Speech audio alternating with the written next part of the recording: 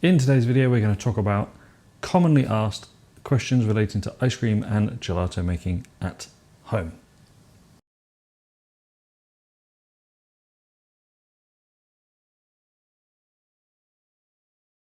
There are a lot of questions that get asked about people that are new to making ice cream at home, and even those that are time served and have made ice cream for years, decades. So in this video, I thought I'd go through some of the most commonly asked questions and hopefully clear up some of those questions that you might have. So the first section is general ice cream making. This one comes up a lot, and I had a really interesting / rude person comment on what they thought gelato was. So what is the difference between ice cream and gelato? Ice cream and gelato, there are a couple of distinct differences. One is the sugar content. Gelato generally has much higher sugar levels than American ice cream. It has lower fat levels, so gelato has anywhere between generally 6 to 12% fat, and then ice cream, or American style ice cream, will have anywhere from 10% all the way up to 22 or 24% fat. There is also one other difference that is not very well known, and that is the amount of overrun. Gelato doesn't have as much overrun as American style ice cream, but in a home environment you can't control that, so it's to a degree irrelevant. The next question is, how do you stop ice cream going rock hard in your freezer? That is all about sugars and sugar substitutes. If you have too much fat in an ice cream, you can balance that hard result by increasing the sugar, or changing the freezing point is the more accurate way to describe stopping something going hard. So a freezing point is at what temperature the ice cream and all the water freezes solid. So if you balance a recipe with a freezing temperature of, or a serving temperature of -17, then it's likely not going to freeze solid at all in your home freezer, -17 centigrade. But if you balance a recipe so that it has a serving temperature of -10 centigrade, then you'll need to take it out of your freezer, which is at -17 centigrade on average, and let it come up to -10 centigrade. So it's about how you balance that freezing point of your ice cream, gelato, sorbet, whatever it is you're making. You can adjust those with straight sugar, dextrose, erythritol, allulose. Any sugar or sugar substitute can change the freezing point of your recipe, along with things like alcohols, glycerin. These will all change the freezing point of your ice cream. Why does homemade ice cream sometimes get icy? This is a huge question with loads of different reasons as to why it generally happens, but in a home environment there are a couple of main reasons why it goes wrong, and that is that your recipe is not balanced. There's too much free water in there. That free water equates to ice, large ice crystals. And the second is your freezer and how you're dealing with it. If your freezer is a frost-free freezer, then it has a freeze-thaw cycle built into it, and your ice cream will melt generally overnight. Not completely, but it will melt considerably, and then it will refreeze. That encourages those ice crystals to get larger and larger and larger until it's just horrible. Can I make ice cream without an ice cream maker? Yes, you absolutely can. No churn ice cream has been around for donkey's years. It's far from a luxury product because you have to rely on certain ingredients to get that result. The biggest problem with no churn ice cream is the amount of sugar that it needs to create the result that you want. If you're one of these people that doesn't like putting any sugar in recipes, you're gonna struggle, because you've then lost a balance of solids and sugars or sugar substitutes to create the effect that you want. It is doable, and you can create a nice ice cream using no churn methods, but it is far and away from the luxury product that we are able to achieve with an ice cream machine, even a Ninja Creamy style machine as well. But in a future video, I will show you how to make the best no churn ice cream that you will ever make, and it's not using the same method that most people will teach you, so stick around for that one. And the last one in the general ice cream making section is, what is the secret to getting super creamy texture in your homemade ice cream? That is, again, a huge subject, but generally it is the amount of solids in your ice cream. Those solids usually come from milk, so milk solids, milk fat, dairy fat, butter fat. That will have a huge impact on the creamy mouthfeel of your ice cream, but you do have to make sure that your recipe is balanced. I say that a lot, but it's super important. The next section is ingredients and science. I get asked this one at least twice a week, is Nick, why do you use eggs in some recipes and not in others? I generally don't use a lot of eggs in my recipes because if you use too many egg yolks, you're tasting egg. That's the flavor that you're actually getting, and it starts to muddy the flavors that you're trying to create. So if you're making a strawberry ice cream, you use egg yolks, then you're actually making a strawberry and egg flavored ice cream. It's a really quick and easy way to muddy a lot of flavors. So I generally don't use a lot of eggs. I also find it quite wasteful.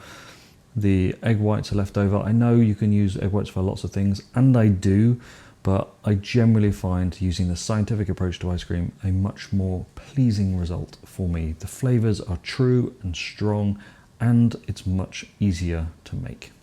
What does malt powder do in ice cream?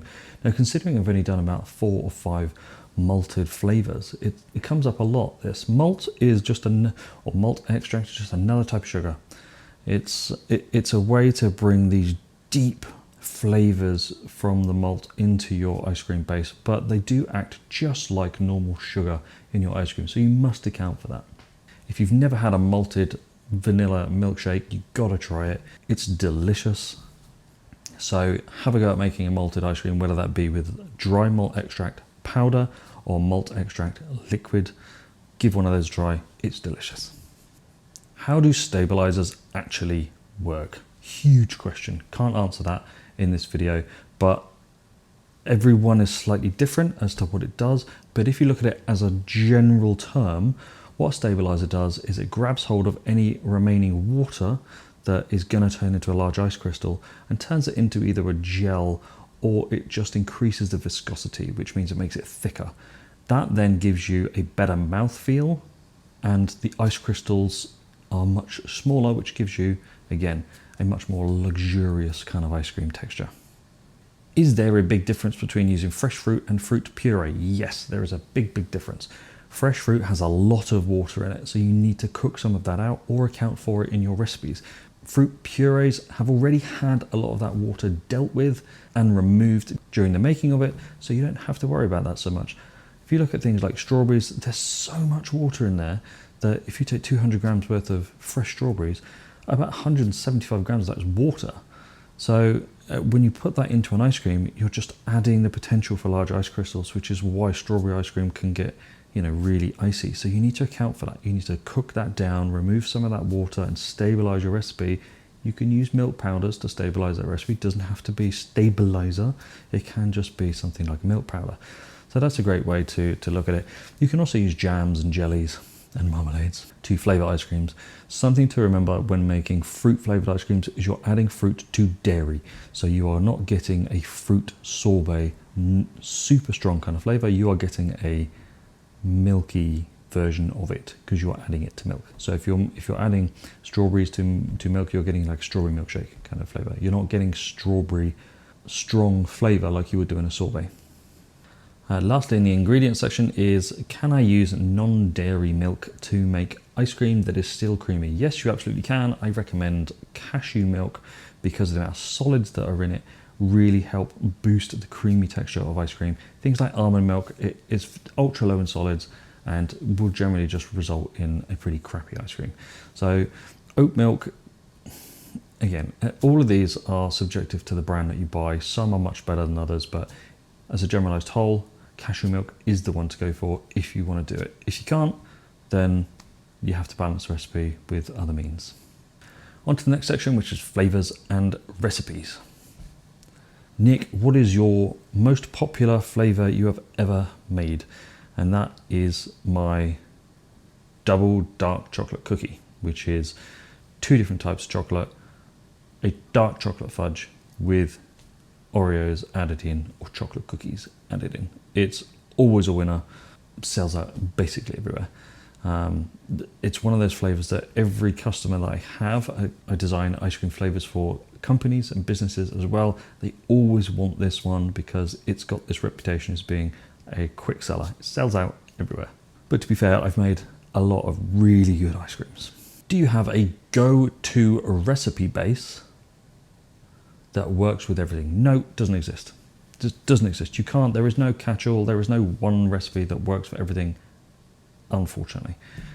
All chocolate recipes are very different to vanilla recipes because chocolate has a lot more solids, sometimes increased sugar, increased fat as well.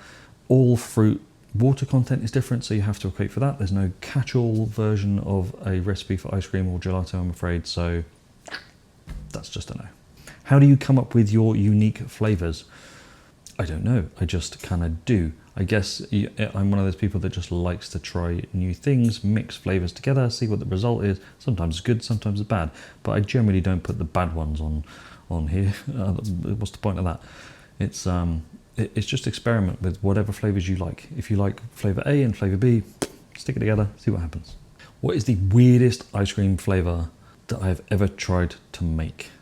The weirdest ice cream flavor. I did a black garlic ice cream years ago, and actually that was really nice. And then I did a super dark, like a black cocoa ice cream with 100% chocolate, and it was so bitter that it was pretty rank. But weird is, I guess, subjective to personal taste. What's weird to one is not weird to another. You know, flavors or popular flavors in something like China and Japan and Korea would be very different to the kind of flavors that you would want to find in the Midwest of the USA. So it's kind of subjective. Cheese, probably. I did Kraft cheese ice cream. That was rank. Which chocolate works best in ice cream? Milk, dark, or white? Again, it's whatever flavor you want. White chocolate ice cream is delicious, really, really nice. It can be a little bit sweet, so you have to kind of balance that sugar level out. Milk and dark chocolate. Milk chocolate is, you have to be careful using milk chocolate in ice cream because the flavor is quite weak.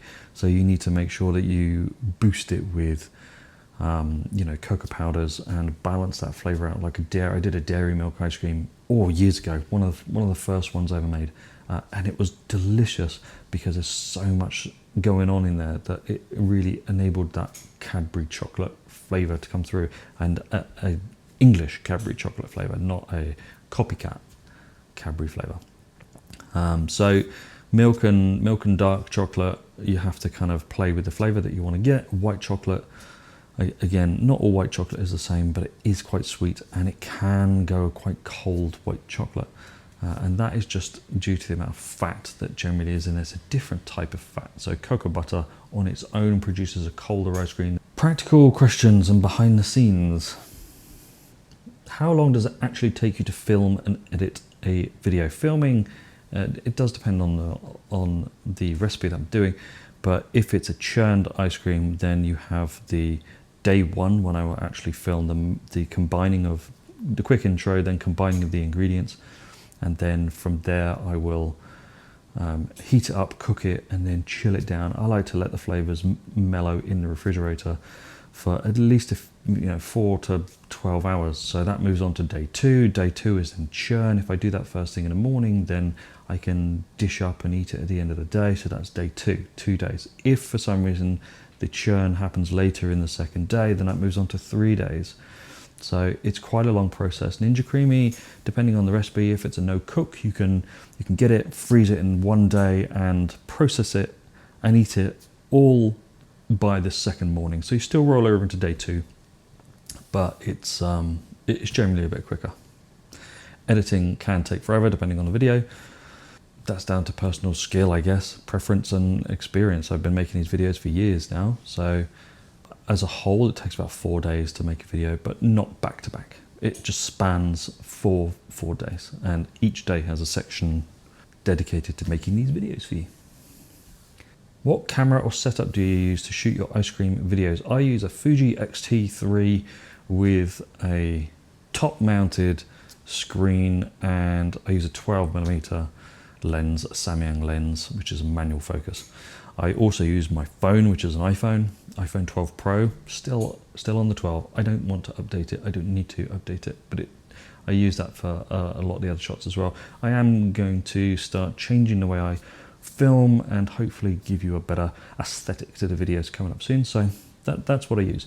I also have this ginormous light here, which is a 100 watt Godox light with a softbox, foldable softbox on top of it. The camera stood on a tripod, lots of kind of add-ons, and this is a Rode wireless mic, or wireless Go 2 I think is the actual name of it, and then I use Rode's official lav mic add-on addition to that. Just makes it a little bit nicer, and you don't have the microphone stuck in here. Sometimes I forget, and you know, you've seen it, I'm sure. If you hear the clicking, it's actually the oven. I'm making yogurt, coming in a video in a couple of weeks, or yogurt depending on where you are. Do you eat all the ice cream you make on the channel? No, I absolutely do not. I do eat quite a bit, but we limit in this household, we limit our ice cream consumption to Fridays, Saturdays and Sundays only, generally Fridays and Saturdays, because otherwise you're looking at 3 out of 7 days, too much. So we will just have a serving of ice cream, or usually a large serving, on Friday or Saturday, and then a little tiny bit on Sunday if we're feeling naughty. But no, I give a lot of the ice cream away. I make here at home on the channel to neighbours and friends. How do you store all that ice cream without it going bad? I have a designated chest freezer down in the basement. Chest freezers are much better. This is a non-frost free chest freezer, that's important. Chest freezers are much better because cold air sinks, hot air rises. So if you've got a door freezer, when you open that, all the cold air comes bellowing out, and then the warmer air goes in the top. And then when you close the door, it creates that kind of vacuum suction that you hear, and it has to bring all that down to the minus 17C, give or take, that your freezer is set to. If you have a chest freezer, all that cold air stays inside. So when you take things out, you're only losing a little bit as you create that kind of pull of air, taking things out of it. Then when you close it down, there's a much smaller amount of warm air trapped in the top that then has to be processed and turned into cold air. So it's much more efficient, and also non-frost free. So if your freezer is a frost-free one, then it will thaw every night or every 2 nights and then refreeze again. It won't thaw completely, but it will go right up to like -5. So your ice cream starts to defrost. Ignore that in the background. Your ice cream will start to defrost and then freeze again. Creates huge ice crystals, so it's a big problem. If you got ice cream in your freezer at home and it's going icy, just check on that. Most modern freezers, fridge freezer combos, are frost-free, so that has a huge impact. If you're serious about ice cream making, Costco, they've got like chest freezers for less than $100.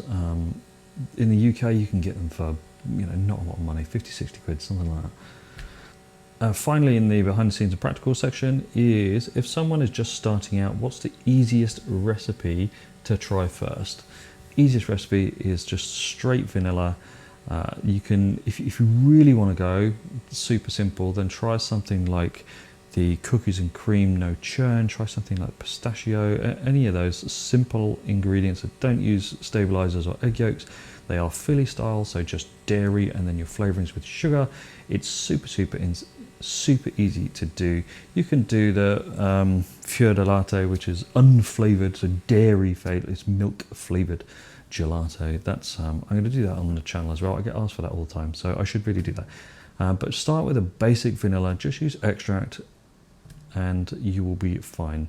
I'm here to give you tips and tricks and help you along your way, and make sure whatever style of ice cream you make, whether that is ultra high fat US style ice cream to super dense fudgy Italian gelato to bright strong flavored sorbets, 0 sugar ice creams, use the knowledge that's here on this channel to make your journey a bit better, make your ice cream a little bit better. And if you've got questions, ask. I try to get all to the comments, but I get so many comments now that it's quite difficult for me to keep up with answering them, but I do my best. You can join me on Patreon and ask away. I've got some classes that I will be uploading to my website, which will start going through some complicated elements of ice cream making that are relevant to homemakers that are serious about making it, and commercial ice cream makers too. So I think the first one is going to go live in the next 2 weeks. I will put a link in the description below so you can check that out. And these are deep masterclasses for some very specific elements of making ice cream. So there we go. It's what's that? I don't know, 5, 10, 15, 20 FAQs for making ice cream at home. If you have any more questions on the subject, feel free to politely reach out, and I will see you next week.